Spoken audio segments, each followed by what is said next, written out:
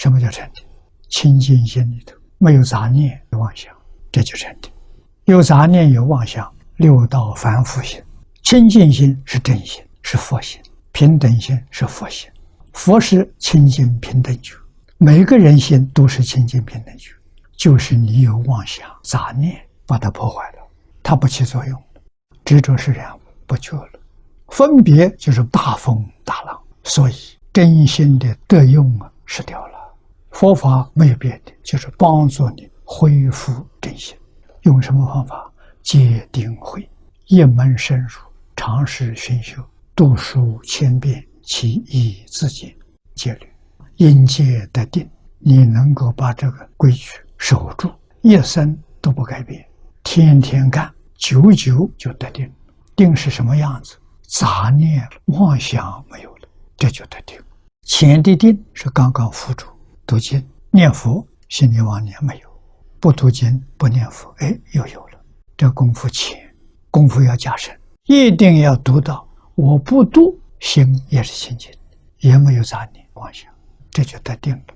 得定之后，读经不要放弃，还照以前一样天天读。为什么？求自见。以前光读里头的理不懂，突然开悟了，全明白了。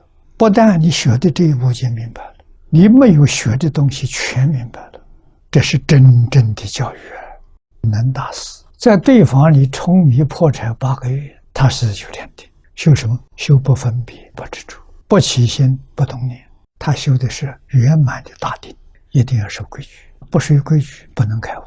开悟的道路是因戒得定，因规矩你的心才定下来，不定什么缘分就开悟了。没有开悟之前，读经是修定，修定的方法无量无边，就是要专注，所以不能学太多，学太多那是求知识，不能得定，绝不求解义之度。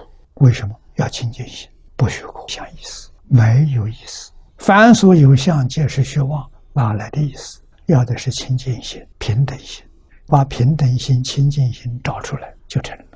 来福寺的3位大德用什么方法修定？用一句佛号，他连经都没有，就这一句佛号一门深入，3年肯定得定，再过3年肯定开悟，小悟大悟，最后是彻悟。